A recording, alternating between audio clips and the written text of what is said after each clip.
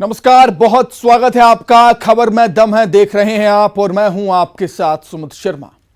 धार का कारम डैम बारिश नहीं झेल पाया और इससे पानी फूट पड़ा। लीकेज को बंद करने के लिए सेना को बुलाना पड़ा है। वहीं सीएम ने मौके पर अपने दो मंत्रियों तुलसीराम सिलावट और दत्ती गांव को तैनात कर रखा है। इधर डैम के फूटने पर कांग्रेस ने सरकार को घेरा। कहा कि भाजपा का भ्रष्टाचार सामने आया है। कांग्रेस सरकार में बने डैम सालों से खड़े हैं। रिपोर्ट देखिए।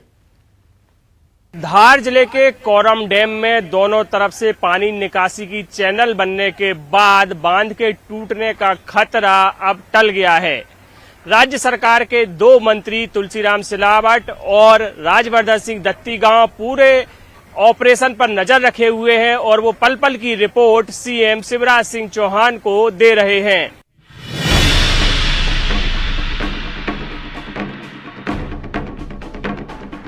धार में करम नदी पर बन रहे डैम को फूटने से बचाने के लिए अब सेना ने मोर्चा संभाल लिया है।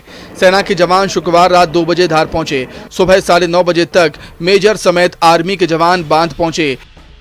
वहीं कारम डैम में दाहिने तरफ चैनल बनाकर पानी निकासी की व्यवस्था की जा रही है। दूसरी तरफ भोपाल से भी बांध के हालात को लेकर मॉनिटरिंग की जा रही है। सीएम शिवराज खुद हालात पर नजर बनाए हुए हैं। पीएम मोदी से भी सीएम ने बात की। मैं जनता जनार्दन से जरूर अपील करना चाहता हूं, प्रभावित गांव, जो गांव हमने खाली कराए, उनके भाइयों और बहनों से मेरी प्रार्थना है कि कृपया कर प्रशासन को सहयोग करें, गांव में ना जाएं और राहत कैंप में प्रशासन जहां रख रहा है वहां जाने की कृपा करें। हम बेहतर से बेहतर स्थिति को नियंत्रित करने का प्रयास कर रहे हैं। सारे उपाय, सारे विकल्प पर सारे अधिकारी निरंतर चर्चा कर रहे हैं और निरंतर मुख्यमंत्री जी हर घंटे में समीक्षा कर रहे हैं। पल पल की खबर मुख्यमंत्री जी स्वयं ले रहे हैं और जितने भी यहाँ पर 42 गांव में सिंचाई होनी थी 10,500 हेक्टेयर में, जो 12 गांव और 12 यहाँ के धार जिले के 18 जिले के, उनको सुरक्षित स्थान पर भेज दिया गया है और उनके खाने से लेकर पीने से लेकर और सुरक्षा बचाव की सारी टीमें यहाँ पर तैनात हैं। सब आ गए हैं, तैयार हैं और इसमें कोई कोताही नहीं बरती जा रही है। पूरा अमला, शासन और प्रशासन मुस्तैदी से यहाँ लगा है। सरकार के दो मंत्री मौके पर मौजूद हैं। कारम डैम के ऑपरेशन पर नजर बनाए हुए हैं और पल पल का अपडेट सीएम शिवराज को दे रहे हैं। वहीं इसको लेकर सियासत भी शुरू हो गई। कांग्रेस ने एक जांच दल बनाया जो मौके पर जाकर हालात का जायजा लेगा और रिपोर्ट तैयार करेगा। जनता को दिख रहा आदिवासी क्षेत्र में किस प्रकार से सरकार ने घटिया काम कराया। अगर सरकार को इतनी चिंता थी, तालाब फूटने का, डैम फूटने का इंतजार क्यों कर रही थी? पहले ही आपको इसकी जांच करानी थी, पहले ही आपको क्वालिटी को मेंटेन करना था। 300 करोड़ रुपए अधिकतम पैसा लोगों की जेब में चले गया। किन मंत्रियों की जेब में गया? कहाँ गया? मुख्यमंत्री जी बताएं। और आदिवासी क्षेत्रों में इस प्रकार से अगर घटिया काम कराए तो कभी आदिवासी कभी भारतीय जनता पार्टी के साथ नहीं रहेंगे, कांग्रेस के साथ रहेंगे। दूसरी तरफ प्रशासन के अधिकारी मौके पर मौजूद हैं। खतरे के मद्देनजर डैम के आसपास के 18 गांव खाली कराए गए हैं। इससे करीब 40,000 लोग प्रभावित हुए हैं। डैम से प्रभावित होने वाले गांव में धारा 144 लागू कर दी गई है। अरुण त्रिवेदी, न्यूज़ 18 धार। तो वहीं मध्य प्रदेश में मूंग खरीदी को लेकर अब सियासत तेज हो गई है। कांग्रेसी सरकार पर किसानों के साथ धोखा करने का आरोप लगा रहे हैं, जबकि बीजेपी कांग्रेस की 15 साल की सरकार को निशाना बना रही है। कांग्रेस का आरोप है कि 4 महीने देरी से किसानों से मूंग खरीदी की जा रही है। साथ ही जितनी पैदावार हो रही है उससे कम मूंग की खरीदी होने से किसानों को बड़ा नुकसान हो रहा है। देखिए रिपोर्ट।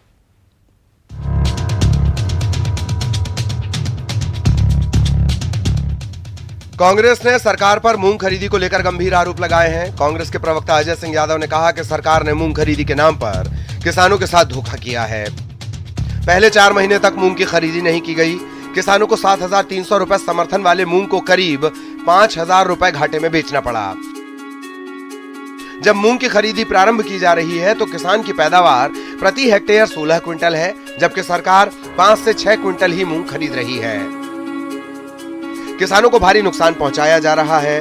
कांग्रेस सरकार से मांग करती है कि किसान से प्रति हेक्टेयर 16 क्विंटल मूंग खरीदी जाए। साथ ही जिन किसानों ने सस्ते दाम पर बाजार में मूंग बेचा है, उनके घाटे की भी पूर्ति सरकार करे। सरकार को किसानों के साथ धोखा नहीं करना चाहिए। कांग्रेस किसानों के साथ खड़ी है। मध्य प्रदेश सरकार द्वारा मूंग खरीदी के नाम पर किसानों से धोखा दिया गया। पहले 4 महीने तक मूंग खरीदी नहीं की गई। किसानों को 7300 के समर्थन मूल्य वाला मूंग 5,200 रुपये में घाटे में बेचना पड़ा। और अब जब मूंग खरीदी प्रारंभ की जा रही है तो जहां किसान की पैदावार पर हेक्टेयर 16 क्विंटल होती है, सरकार द्वारा केवल 5-6 क्विंटल मूंग खरीदी जा रही है। किसान को भारी नुकसान पहुंचाया जा रहा है। हमारी सरकार से मांग है किसान की पर हेक्टेयर 16 क्विंटल मूंग खरीदी जाए। कांग्रेस के सरकार पर लगाए गए आरोपों पर बीजेपी ने पलटवार किया। प्रदेश बीजेपी महामंत्री रजनीश अग्रवाल ने कहा कि कांग्रेस को इस बारे में कहने का नैतिक हक नहीं कि वो इस तरीके से बात करे, क्योंकि 15 महीने मुख्यमंत्री कमलनाथ थे। उन्होंने किसानों को धोखा दिया और जो अधिसूची फसलें थीं, उनकी खरीदारी नहीं की। उन्होंने तमाम तरीके से किसानों के साथ धोखाधड़ी करने का काम किया। मुख्यमंत्री शिवराज सिंह चौहान किसानों से जो वादा करते हैं उसे निभाते हैं। ये किसान भी भली भांति जानते हैं। एक एक दाना खरीदने का काम गेहूं और दूसरी फसलों का किया गया, इसीलिए किसानों को कोई घाटा नहीं होने वाला है। कांग्रेस को तो इस बारे में नैतिक हक है ही नहीं कि वो बात करें, क्योंकि 15 महीने यही कमलनाथ जी मुख्यमंत्री थे और इनकी बाकी चौकड़ी मंत्रिमंडल में थी। इन्होंने धोखा दिया और जो अधिसूचित फसलें थीं उनकी भी खरीदारी नहीं की। उन्होंने तमाम प्रकार से धोखाधड़ी ठगी करने का काम किसानों से किया।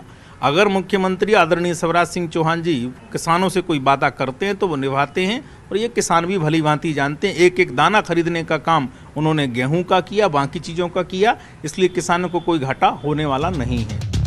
बहरहाल दोनों ही दलों में किसानों के इस मुद्दे पर खींचतान जारी है। अब देखना है कि किसानों को किस तरह से लाभ पहुंचता है। मनोज राठौर, न्यूज़ 18 भोपाल। चलिए बात करेंगे छत्तीसगढ़ की, जहां पर विधानसभा चुनाव 2023 से पहले प्रदेश भर के अलग अलग कर्मचारी संगठनों ने अपनी मांगों को लेकर आंदोलन तेज कर दिया है।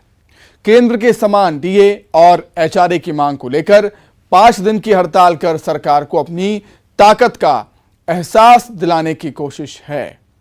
2018 के चुनाव में मिली बम्पर जीत के पीछे कर्मचारी वोटर्स का बड़ा हाथ माना जा रहा है। अब यही कर्मचारी वर्ग चुनाव से पहले अपनी मांगों को लेकर सरकार से दो हाथ करने की तैयारी में है और बीजेपी का उन्हें पूरा समर्थन, पूरा सपोर्ट भी मिल रहा है। देखिए रिपोर्ट।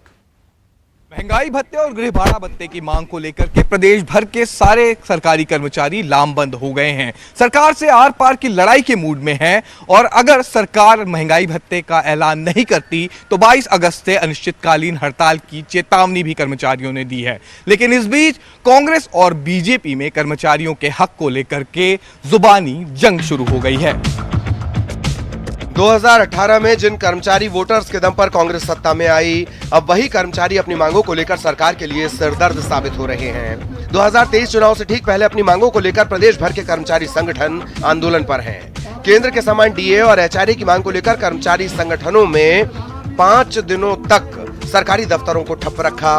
मांगे नहीं पूरी होने पर 22 अगस्त से अनिश्चितकालीन हड़ताल पर जाने की चेतावनी इन्होंने दी है। हमने 31 जुलाई को प्रांत स्तरीय हमने यहाँ बैठक लिए थे रायपुर में, और सभी हमारे जिला संयोजक, संभाग प्रभारी और प्रांत अध्यक्ष सब मिलकर हमने तय किया है कि सरकार हमारी बात को नहीं मानती तो 22 अगस्त से हम लोग अनिश्चितकालीन आंदोलन करेंगे। कर्मचारी संगठनों के हड़ताल की धार को कम करने के लिए पहले तो सरकार ने 5 दिन का वेतन काटने की बात कही, लेकिन कर्मचारी संगठनों की 22 अगस्त से अनिश्चितकालीन हड़ताल पर जाने की चेतावनी से सरकार ने थोड़ा नरम रुख अपनाया और कहा कि बातचीत के रास्ते खुले हैं। अधिकारी स्तर पे बात हो रही है और कुछ बात।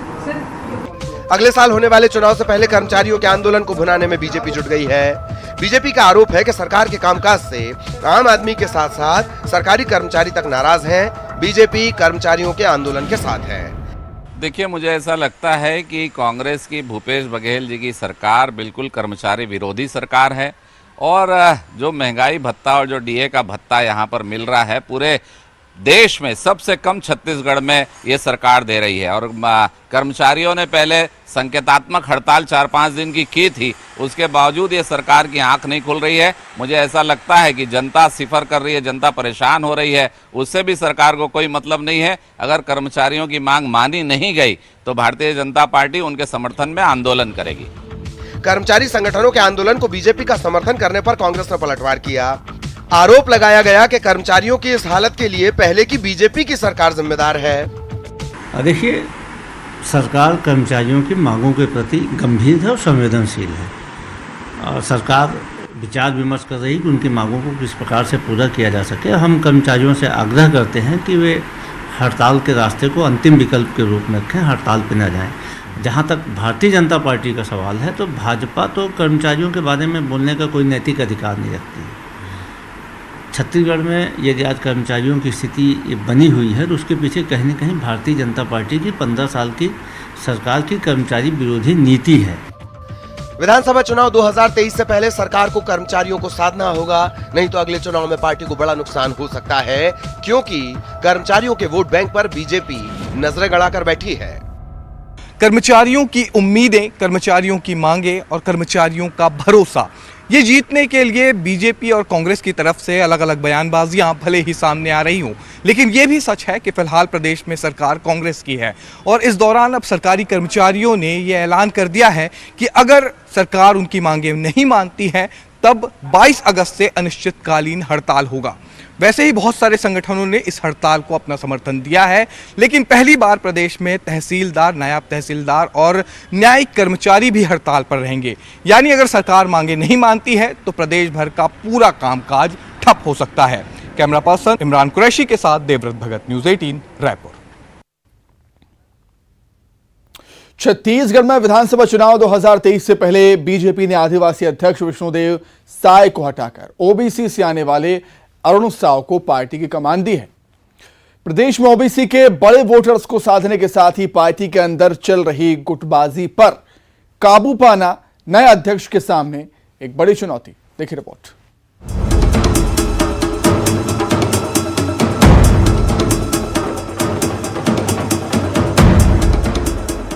– 2018 के विधानसभा चुनाव में मिली हार के बाद बीजेपी ने 2023 को लेकर नया दांव चला है। पार्टी ने प्रदेश अध्यक्ष को बदल दिया।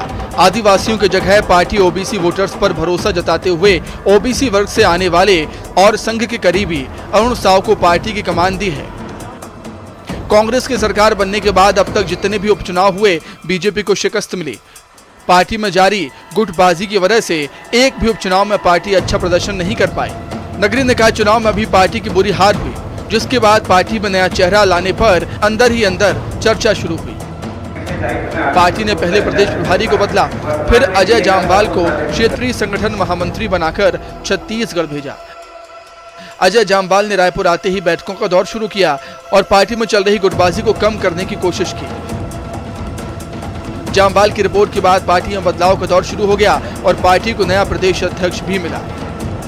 बस्तर सरगुजा संभाग में सुपड़ा साफ होने के बावजूद पार्टी ने आदिवासी अध्यक्ष को हटाने का साहस किया और ओबीसी से आने वाले अरुण साव को पार्टी अध्यक्ष बनाया। विश्व आदिवासी दिवस पर विष्णुदेव साय को हटाने पर सीएम भूपेश बघेल ने तंज कसा। पार्टी उनका आंतरिक मामला है, जिसको अध्यक्ष बनाए, लेकिन सांसद जी हैं और अरुण साव जी को बधाई। लेकिन ये है कि विष्णुदेव साय चूँकि आदिवासी थे और विश्व आदिवासी दिवस के दिन उसको हटा दिया गया, एक दिन बाद हटा सकते थे।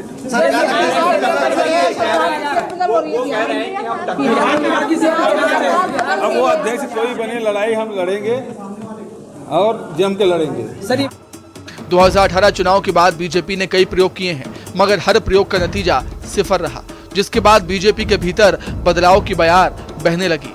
अध्यक्ष बदलने के बाद अब बीजेपी के भीतर नेता प्रतिपक्ष, युवा मोर्चा अध्यक्ष को बदलने की चर्चा जोर शोर से चल रही है। जिलों के अध्यक्ष और अन्य मोर्चा संगठनों के भी अध्यक्ष को हटाने की चर्चा हो रही है। वहीं अरुण साव का दावा है कि 2023 में प्रदेश में बीजेपी की सरकार बनेगी।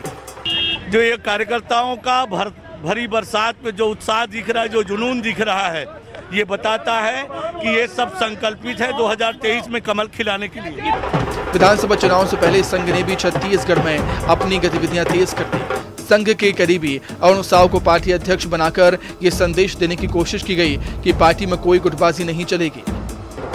विधानसभा चुनाव से पहले अरुण साव को पूर्व सीएम रमन सिंह के कॉकस को तोड़ना होगा और पार्टी नेताओं को रमन सिंह के साए से बाहर करना होगा। चुनाव जीतने के लिए अरुण साव के सामने ये बड़ी चुनौती है।